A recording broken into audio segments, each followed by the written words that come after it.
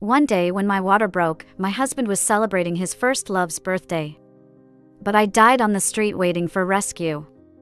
When I opened my eyes again, I found myself back in high school. A handsome and sunny boy in the back seat blushed and asked me to be his girlfriend. No! I never want to hear such disgusting things again. The students at school were gossiping about how Johnny's backup, Laura, had moved on from him. She didn't deliver milk to Johnny during early morning classes, didn't bring him drinks and towels during basketball practice, didn't reserve a spot in the library, and didn't linger around him during break time as usual. After chasing Johnny for almost a year, did she really just give up like this? Maybe she was just throwing a tantrum and waiting for Johnny to come and coax her back. People say the most handsome guy from the neighboring school is also pursuing her. Johnny impatiently slammed his English book on the desk. It's time for morning reading, let's go chat outside. Just as he finished speaking, I happened to walk towards the door. The classroom fell silent, with dozens of eyes staring at me. Ignoring the attention, I walked to my seat, opened my backpack, and found 2 bottles of milk inside. Probably the housemaid habitually prepared 2 cups of milk and forgot that I had asked for only 1 cup from now on. Johnny's deskmate, Sam, nudged him and whispered, "Laura is trying to show you some kindness. I told you she couldn't hold it in for long." Johnny's eyes flickered, but in his line of sight, I passed the milk to his deskmate. "Please have it," I said to Helen, who was shocked and asked, "For me?" I nodded, then opened my Chinese textbook and started reading silently.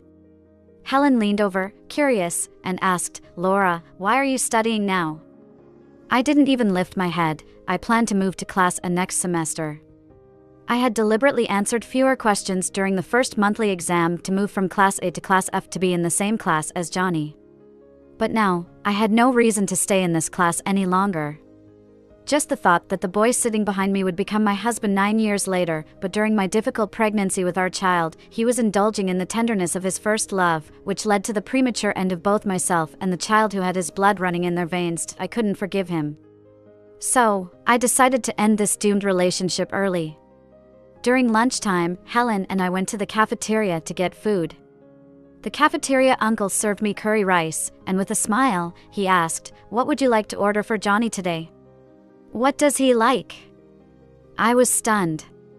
My pursuit of Johnny in high school was so intense and bold. I had stuffed his desk with love letters I wrote to him and even dared to confess my love loudly on the stage in front of everyone despite the principal's warnings. That's why even the cafeteria uncle knew what food he liked. Everyone knew I liked Johnny. It was a one-way street.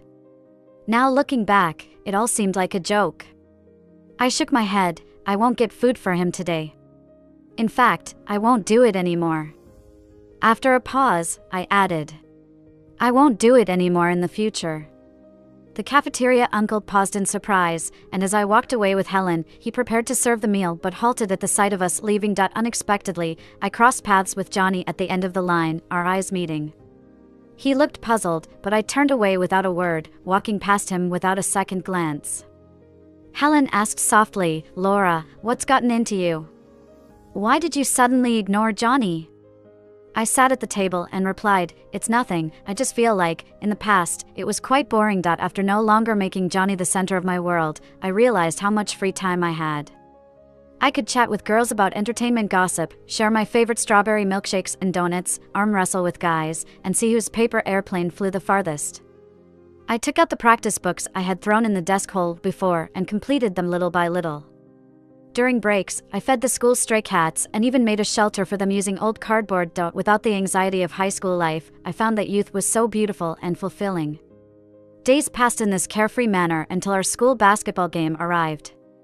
Our homeroom teacher asked us all to go to the field to cheer for our classmates. I remembered in my previous life, I had formed a cheerleading squad and learned a high-difficulty dance just to support Johnny's team during the game. But due to a mishap with my teammates, I fell hard on the ground, sustaining multiple injuries. In the end, Johnny's basketball team won with a high score. There were cheers and applause all around. His eyes held camaraderie and honor, but there was no trace of me. So, this time I took sick leave from school, staying in the classroom alone to memorize English vocabulary. Doing such ridiculous and foolish things, I knew I would never do them again. Helen, who had rushed back after a while, informed me Johnny was not in the right state during the game today. He kept looking towards the audience, as if searching for someone. She then looked at me and asked, "Laura, isn't he looking for you?" "No," I calmly denied, continuing to write the English words silently. During this period, Johnny had painted the words "Hate Laura" all over his face. I no longer cared for him, and that seemed to make him happy. Helen continued to chat about the events on the court, but I was no longer interested. I made an excuse to go fetch hot water, as I couldn't bear to interrupt her. However, as soon as I stepped out of the classroom, I saw a few people hurrying towards me. Just as I was about to move aside, Sam, with Johnny leaning on him, called out to me, "Laura, don't you have a spray for pain relief and inflammation? Please give it to Johnny, he's injured."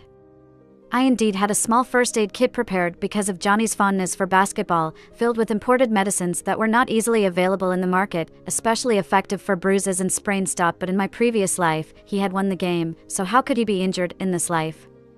"Laura, what's wrong with you?" Sam urged in a hurry. It was then that I noticed Johnny's swollen ankle. In a detached tone, I said, "It's expired," so I threw it away. With that, I grabbed a water cup and headed to the water room without sparing a glance. What was I thinking? Why was it my concern that he was injured? The pain he caused me in my previous life didn't even begin to compare. Why should I feel sorry for him? Sam gasped in shock, and a sharp gaze seemed to pierce through my back, as if trying to make a hole in me. Johnny took a few days off from school due to his injury. When my mother heard about it, she had the maid cook bone soup and insisted I deliver it to Johnny for his recovery. Because our families were close friends, and Johnny was someone she had seen grow up, she wanted me to visit and inquire personally so that she could be assured. Despite my repeated protests, my mother insisted. To ensure I wouldn't run away midway, she instructed the driver to drop me off at Johnny's door. Reluctantly, I carried the chicken soup to Johnny's house. It was the evening, and the leaves of the crepe myrtle trees by the roadside rustled in the wind. Wrapping my thin coat tighter, I got out of the car to find myself facing a white 3-story building. The dwindling sunlight cast an irritating orange hue on the building. I used to visit his house often as a child, and we had even lived together inside for almost 2 years. Every corner of the place was filled with memories of him and me. I had comforted him despite my own heartbreak, promising to be good to me for a lifetime and never disappoint me. But it was all a lie. My heart felt like it was tearing apart. I trembled with pain, but then I calmed down and opened the thermos in my hand. The delicious aroma of the soup filled the air, and without a second thought, I put it on the ground and let a stray dog finish it. After the dog had eaten, I prepared to leave. But as soon as I turned, I heard someone calling my name. The voice was young and familiar, and I couldn't be bothered to turn around.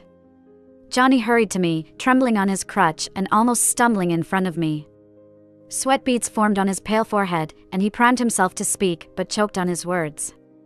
Finally, he managed to say, "Laura, what's gotten into you?" Suppressing the sourness in my throat, I saw the boy before me, once so beloved, now a mix of innocence and pride. I gently curled my lips, portraying indifference and fearlessness. "I don't understand what you're saying," I replied. With that, I continued walking forward, and he hastened to stand in my way, panting heavily, visibly struggling with each step. "Why are you ignoring me?" Johnny's eyes were turbulent, desperately searching for answers from my face, but he never understood. Pointing to the food container on the ground, he said, "This bone soup is for me, right? Why did you feed it to the dog again? You always come to my house despite me telling you not to, and today you didn't even come upstairs. I've been injured for so many days, and you didn't show any concern. What's wrong with you?" I coldly cut him off. "Isn't this better? You annoy me." Johnny was taken aback for a moment, then nodded slowly. "I don't like having you hovering around me. I'm happier when you keep your distance."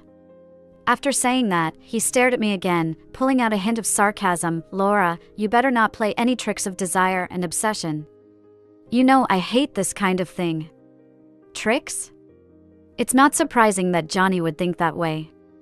In the last life, in order to attract his attention, I did indeed do many childish and ridiculous things. Although I eventually succeeded in making him my husband, I never received his true affection, and even ended up with a tragic death on the street. So in this life, I won't waste any more time and emotions on him. You overestimate yourself. I don't have time to play games with you. I raised the corner of my lips, my voice calmed out. The bone soup was delivered by my mother's driver. You also know my mother's temper, just pretend you've had it, don't give me any trouble. Johnny's eyes were filled with disbelief. You treat me like a dog? I shrugged. If that's what you think, I can't help it. With that, I didn't give him any chance to retort and just walked away. Seeing him every day in class was already enough to make me uncomfortable. Now I just wanted to disappear as soon as possible. Little did I know, as I had just taken a few steps, the thermos suddenly flew through the air and landed on the ground. Immediately, Johnny's enraged voice came, I don't want your damn soup.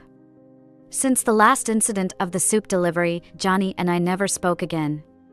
I no longer involved myself in anything related to him, no longer shamelessly tried to win his favor. Instead, I focused all my thoughts on studying, striving to return to Class A as soon as possible. When I finally reached Class A, I wouldn't have to see him every day anymore. 2 years later, during the college entrance examination, I wouldn't linger in the city where he went to university like in the last life, watching him break up and reconcile with his first love, torn between life and death. I would just escape far away, best to be completely separate, never to have any intersection in this life. However, the high school curriculum was quite challenging for me now. So, I had my mother hire a private tutor to help me with my studies. Among the many options, I chose Eric, who was in the same grade in class as me and from Class A. During the junior high school entrance examination, he outperformed me and entered the school as a super academic achiever. Our first conversation was also straightforward. I said, I want to improve my grades as quickly as possible and return to Class A. He said, leave it to me. I started getting close to Eric, gathering the questions I didn't understand, then seeking him out during breaks to ask questions in Class A. Even after school, I would go to a fast food restaurant near the school to review problems with him. Over time, a new rumor spread in the school. I became the epic backup who no longer revolved around Johnny but changed targets. Using the guise of studying, I was accused of harassing the academic ace. This caused dissatisfaction among the fangirls of Eric's support group. One day after school, they even cornered me behind the teaching building. Laura, stay away from Eric. A class hanger-on like you isn't worthy of being around him. The girl who spoke had a boyish buzz cut, a sturdy physique, developed muscles, and was significantly taller than me, seeming to be a sports-specialized student from Class C. The other 3 girls behind her, although not as tall, also had fierce and intimidating appearances. In no time, they surrounded me in a circle, trapping me in the middle. I remained calm. Eric is my paid tutor. I didn't take advantage of him in any way. The girl with the buzz cut sneered, what tutor? Isn't it just an excuse for you to cozy up to Eric? Laura, you really have no shame. You used every means possible to pursue Johnny in the past. When you couldn't have Johnny, you came to harass Eric. As a girl, I'm embarrassed on your behalf, yeah. You're disgusting. He won't like a fickle, romance-seeking person like you, who doesn't study properly. Eric is a good student. If his grades drop because of you, affecting his future university entrance, will you take responsibility? I was speechless. Yes, I admit that I was a bit obsessed with romance in the past, but I had changed my ways, ready to focus on studying and my future career. Why were they so unhappy just because Eric helped me with a few problems? Not to mention I was paying him, don't waste time with her. The girl with the buzz cut, losing her patience, stepped forward, her chest directly colliding with mine, pushing me back a few steps. If I don't teach you a lesson, you won't know your mistake, with those words. The other girls beside her also rolled up their sleeves, ready to act. What are you doing? At that moment, Eric arrived, grabbing my wrist and pulling me behind him. With a height of over 6 feet, broad shoulders, and a commanding demeanor, Eric deterred the girls. As soon as the girls saw it was Eric, their previous aggressive demeanor disappeared, replaced with a hint of innocence. Eric, don't be fooled by Laura's appearance. She's just a shady girl, couldn't get Johnny and now trying to stick to you. We're doing this for your own good. She's just trying to date you, unlike us who genuinely care about you. At that moment, someone spoke up, Laura is my sugar daddy. The loud voice left everyone, even me, stunned for a moment. Embracing my shoulders, Eric confidently declared, I rely on her to support me. Whoever blocks my financial path shall face consequences. With that, amidst the astonished gazes of the onlookers, he swiftly whisked me away. Once we were out of the school gates, he held my shoulder, turning me around and examining me from head to toe. Did you suffer any harm? I shook my head. He sighed in relief. Good. I will take care of those people and won't let them bully you again. And don't you dare stop me from teaching because of this incident, all right? I can confidently say no one teaches better than me. Seeing me stay silent, he became a little anxious. I'll take care of your classroom duty. Even help you with hot water until you graduate. From now on, you are my boss. He lowered his head, the pleasant scent of cedarwood engulfing my senses. Deal. Laura? I found him amusing, so I nodded. Eric was indeed good at teaching topics, and if I suddenly changed tutors, I might not be comfortable. His eyes softened. I'll come to your classroom to find you from now on. If they say anything, blame it on me. The next day during the break. Just as agreed the day before, Eric came to my classroom. Class A students were usually excellent in academics and quite proud, never bothering to engage with Class F students. His arrival caused quite a stir in the entire class. With dozens of eyes fixed on us, Eric strode over to me, naturally took the pen from my hand, glanced at the math problem I couldn't figure out, and swiftly wrote down the solution on a scrap piece of paper. I admired him and gave him a thumbs up. A top student was indeed a top student. Behind me, Sam nudged Johnny's arm, whispering, "That's Eric, the one who's been getting close to Laura recently." Johnny let out a cold snort, then sat up straight, kicking the side of my chair with his foot. Annoyed, he said, "Laura, you're disturbing my sleep." I furrowed my brow at him. I was just looking at my problem and didn't make a sound. Plus, the classroom was noisy all around, not just my voice, right? Without paying him further attention, I continued studying with Eric. Unexpectedly, a ballpoint pen flew from behind and hit my notebook, leaving a long black line across it. It was the problem I had just solved. Johnny leaned back in his chair, hands crossed, feet on the desk, looking quite unapproachable. "We, from Class F, don't welcome students from Class A. Be sensible and leave." Wasn't this just picking a fight for no reason? I took a deep breath, refusing to back down. "Johnny, if you're sick, go take your meds. Stop acting crazy here."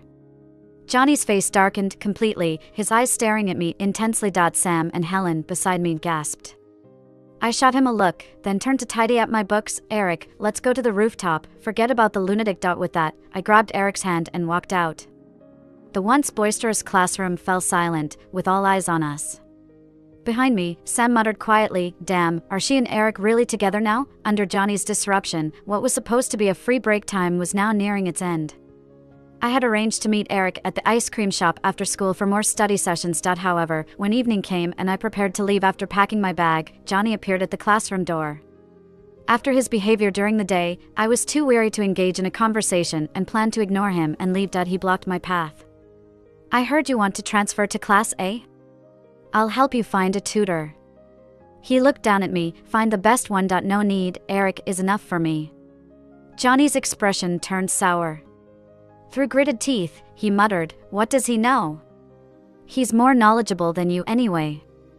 I pushed past him and walked away without looking back. Under Eric's guidance, my academic performance soared. I achieved good scores in several small tests. However, returning to Class A was still somewhat distant. One day, as I was taking a physics test, Helen ran back with a bag of snacks, saying that there would be a transfer student coming to our class. I paused. By the time she said that, the transfer student should have arrived. When the bell rang for class, just like in a previous life, Johnny carried her into the classroom on his back. On her way to report to Class F, Mary got lost and got hit in the leg by Johnny's basketball as she passed by the basketball court. I looked at Mary's face, which couldn't really be called pretty. Her eyes weren't big, her nose wasn't sharp, her skin wasn't very fair, she wasn't very intelligent, she was slender and petite, barely passing as delicate. But it was this person who made Johnny defy his parents' orders, even go on a hunger strike, just to have her as his girlfriend. I nearly witnessed their entire process of flirtation, love, breakup, reconciliation, and then final falling out. I sort of took advantage of the situation. Back then, Johnny was deeply wounded, getting drunk every day, looking haggard. I stayed by his side. I drank with him, smoked with him, kept him company when he couldn't sleep. When he cried, I cried. When he laughed, I laughed. And then, after one drunken night, he pinned me down on the bed. Upon waking up, he was confused for a while, before saying he wanted to marry me. I laughed, and then cried. I thought all deep affections would not be betrayed. Little did I know, when I was 7 months pregnant, these two went out on dates behind my back. I was just a prop in their turbulent love story. Mary's seat was placed in front of mine. Johnny carried her in carefully and put her in her seat. She looked up, cheeks slightly flushed, and whispered a thank you. Johnny shook his head, saying there was no need for thanks. My heart felt sour, and I quickly lowered my head, tears welling up in my eyes, almost spilling out. In my previous life, I was proud and vain, never considering the ordinary Mary as a rival. But in this life, I just wanted to escape. After school, Eric came to find me. Boss, your favorite strawberry milkshake. It's funny to say. Even though Eric was my tutor, logically, I should be the one providing him with good food and drinks, yet he always bought me all kinds of delicious treats, saying it's better for study efficiency. I shook my head. Eric, I want to drink alcohol. So the two of us went to the night market behind the school, ordered beer and skewers. Since I had decided to focus on my studies, every time I met Eric was for studying. Rarely did we come out to relax. During the meal, neither of us spoke.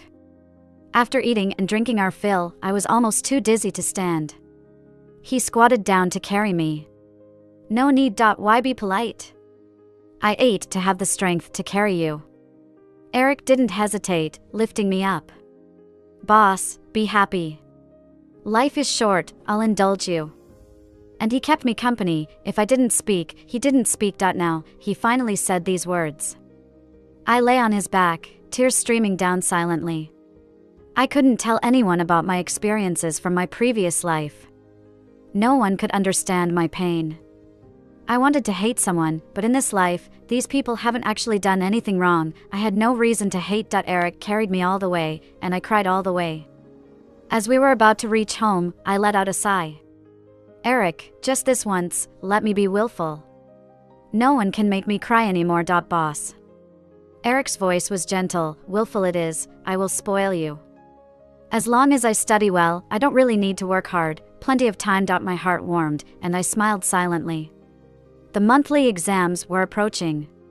I started studying even harder, hoping to transfer to Class A as soon as possible. During self-study that day, Mary tossed a paper ball over, quietly asking me to pass it to Johnny behind. I was interrupted by this sudden action while looking at the knowledge points marked by Eric for me, and I felt irritated. I remember it was the same in the last life. Back then, I had the most intense hostility towards any girls who wanted to contact Johnny. Without delay, I opened the paper ball and found a chocolate candy, along with a small ghost face she had drawn. I was instantly furious, bluntly declared my ownership of Johnny to her, and told her not to waste her efforts. However, after class, she hid in Johnny's arms, crying with red eyes. Johnny's gaze towards me was as if he wanted to kill me. Thinking of this, I just gave a fleeting glance at the paper ball. Mary, now is study time. Just because you don't want to study, doesn't mean others don't want to. Mary's face turned red, feeling wronged. It's just passing a note. Do you have to be like this? If you love to study so much, why are you in Class F? I'm in Class F because I want to be, not because I'm only fit for Class F. With that, I stood up directly to pack my things, and then threw them on Mary's desk. If you want to pass notes so badly, fine, let's switch seats. You can pass them all you want. Mary's eyes filled with tears, teeth biting her lip. Why are you targeting me? I wasn't trying to compete with you for Johnny, I just wanted to thank him. Judging from her tone, she must have heard about my loud pursuit of Johnny in the past. Passing this note was simply to embarrass me. Unfortunately, I was already indifferent. First, whoever you want to love or thank is none of my business. Second, I've given you the opportunity, you should thank me.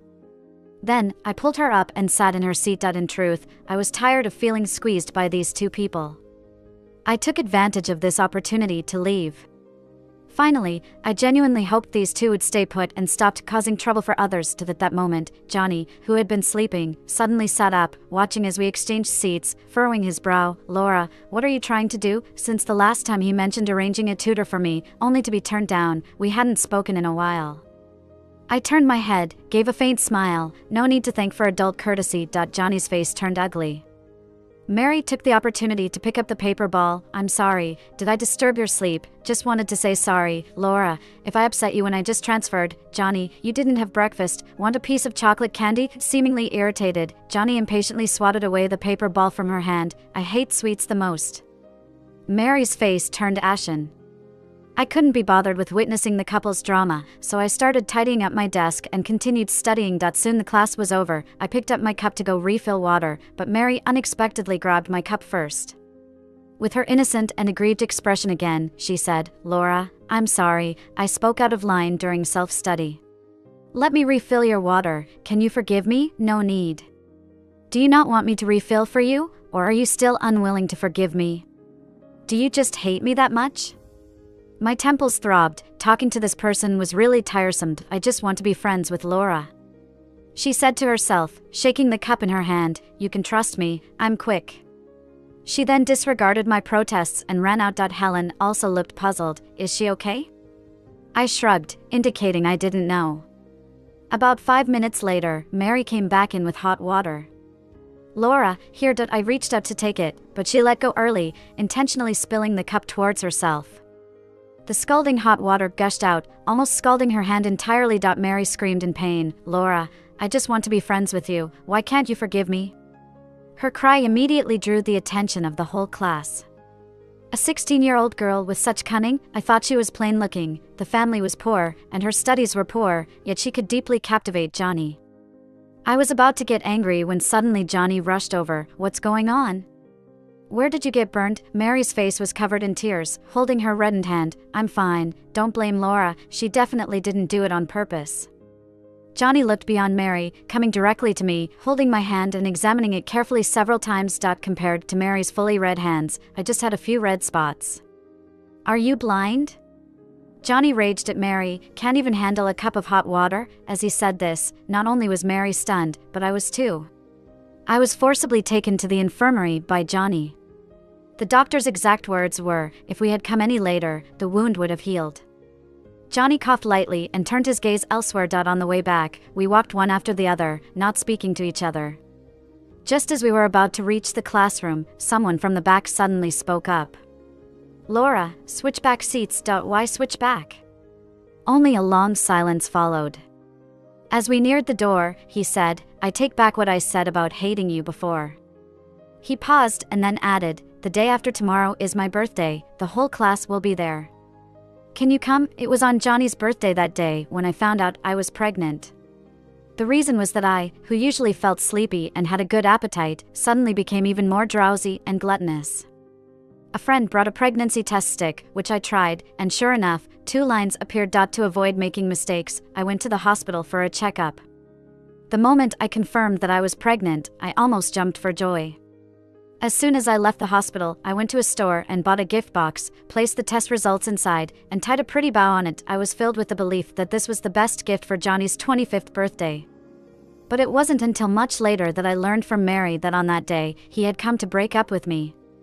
Memories can truly be painful. I rubbed my temples and said, "I have something to take care of, I can't go." The person behind me stopped in their tracks and said, "I'll wait for you at the estate where we used to go. I have something very important to tell you." I realized that, like Mary, Johnny also didn't understand words. I didn't respond and went straight into the classroom. 2 days later, the entire class had prepared birthday gifts for Johnny. Sam prepared a basketball, while Helen put a bag of instant noodles in an empty box. Coldly, she said to me, "Johnny used to bully you all the time, giving him instant noodles. I'd say I've treated him well enough." I suppressed a smile, then turned to see Mary putting a brown scarf in a paper bag. Without any logo, it must have been hand-knitted by her. Unfortunately, she didn't know that Johnny never wore anything without a brand. I attended classes as usual, took notes, did homework, all the way until the end of the school day. Everyone gathered to take the special car sent by Johnny's family. I, on the other hand, avoided the crowd and went to a deserted intersection, taking out a paper airplane from my pocket and lighting it with a lighter. This time, I cut my losses in time and focused on living my own life. I was doing well, and the future should be good. The only thing I regret is the child that never came into the world. The flame quickly consumed the paper airplane. I thought to myself, if I have a chance to fall in love and get married in this lifetime, then be my child. I am stronger now, and this time, I will definitely protect you. I returned home, crawled into bed, and read a book. It started raining heavily outside, and at midnight, Johnny called me. I turned off my phone directly. In the middle of the night, my mother came to wake me up, saying Johnny was in the yard. I glanced at the clock on the wall. It was already 3 in the morning. The rain outside hadn't stopped. I went out. He stood in the drizzle, hair sticking to his face, eyes covered with a layer of moisture. The first thing he said when he saw me was, "Why didn't you come?" I held an umbrella, kept a distance of 5 or 6 steps, and didn't feel like going closer. The umbrella was small. And I didn't want to share it with him. I had never said I would come. Johnny closed his eyes, took a deep breath, and said, "Forget it, it's not important." Opening his eyes, he went to the car to get the cake and brought it to me, saying, "Wait for you to blow out the candles." I didn't move. Rainwater dripped from the tips of his hair, and his lips were turning blue from the cold. But I felt no sorrow at all. As we locked eyes, he saw the indifference in my gaze, flattened the curve of his lips, sighed, "Laura, can I consider this a surrender?" My eyes landed on the cake in his hands. In the past, I was always the busiest person on his birthday. Selecting gifts, baking cakes by hand, writing cards, decorating the venue. I didn't expect anything in return, nor did I expect to blow out candles with him. I just wanted him to be happy. I didn't understand why the Johnny in this lifetime suddenly changed his attitude and started caring about me. I was no longer interested. "Johnny, do you understand? I don't like you anymore. I don't just dislike you, I don't even want to be friends with you." As the words left my mouth, Johnny froze in place. What? I switched seats with Mary because I wanted to keep my distance from you. I went to Class A because I wanted to stay far away from you. I used to have a crush on you, which troubled you. I know I was wrong, and I've changed. Johnny shook his head vigorously. "No, that's not it. Laura, I like you. I knew I was wrong from the moment you started ignoring me. I wanted you to come to my birthday party to confess my feelings. I prepared flowers, fireworks, and a 3,000-word love letter. It was too late. Or perhaps I was too grudgeful. Pain once suffered left a lasting memory. Johnny, that's it. Let's not see each other again. Our ties end here." The rain pattered against the umbrella as I coldly turned back towards the house. This time, I was particularly stingy, not even willing to share a worthless umbrella with him. After the final exam results were released, I proudly made it to the top 10 in the school and returned to Class A. On the day of packing up my things, Helen hugged me, her eyes swollen with tears. "Laura, I'm really going to miss you. We won't see each other often after you move to Class A." I patted her head. "I will come back to see you often, and if you make it to Class A, we can still be desk mates." Helen wailed, "You might as well kill me now." Sam gave me a notebook, hoping that I would study well, aim high, and be the glory of Class F. Many other classmates who I had good times with talked to me for a while and gave me snacks and little trinkets. After saying goodbye to everyone, I picked up my bag and got ready to leave. Johnny, who had remained quiet the whole time, approached to help me carry my things. "No need," I refused. Johnny's outstretched hand looked awkward. At that moment, Eric walked in from outside and smoothly took the book bag from my hand, then patted a seat. Smiling, he said, "Laura, welcome back. Let's get to know each other again. I'm Eric from Class A. 2 years passed in the blink of an eye. During this time, Johnny would occasionally visit Class A to find me. He would help serve me food, bring me water, and give me an umbrella when it rained. He pursued the person he liked fervently and selflessly, just like I used to do. But I didn't respond at all. The greatest kindness I displayed in this lifetime was in not harboring any hatred or seeking revenge. I devoted all my energy to self-improvement, to avoid getting entangled with such people and repeating the tragedies of the past life. After the college entrance exams, Class F organized a final gathering, and Johnny got very drunk. With red eyes, he cautiously approached me, hesitated for a long time, then asked, "Laura, I really want to understand, why did you suddenly stop liking me when you clearly liked me before?" I thought for a moment and whispered, "I had a dream where you weren't very nice to me." I rambled on. It was strange, but speaking those words now, I felt completely unfazed. It was as if the vivid and painful memories were someone else's story. He listened very attentively, and by the end, with his long lashes lowered, his eyes were as serene as a still pond. I thought he might treat it as a lousy joke. To my surprise, he looked at me in earnest. "Laura, last time's Johnny didn't love you, but this time's Johnny does." I took a sip of the wine, feeling a bit tipsy. However, this time's Laura isn't waiting anymore. After the college entrance exam results were out, I applied to a university in the capital, a city I loved, and for a major I was passionate about. I was not going to lower my value or lose myself for anyone or anything. On the day I went to report at school, Johnny came to see me off. The bustling airport was filled with his reluctance, and he opened his arms, saying, "Laura, when you leave, we might not see each other for a long time. Can I give you a hug before we part?" Without overstepping, his college entrance exam scores were not very good, so he decided to retake the exam. This parting might indeed be a long one. I stepped back, not allowing his hand to touch me. Cutting off without hesitation was my style this lifetime. His face was full of desolation. "Fine. Laura, wait for me for a year, I'll come find you." I shook my head. "There's no need, don't waste your time." At that moment, the airport announcements started playing.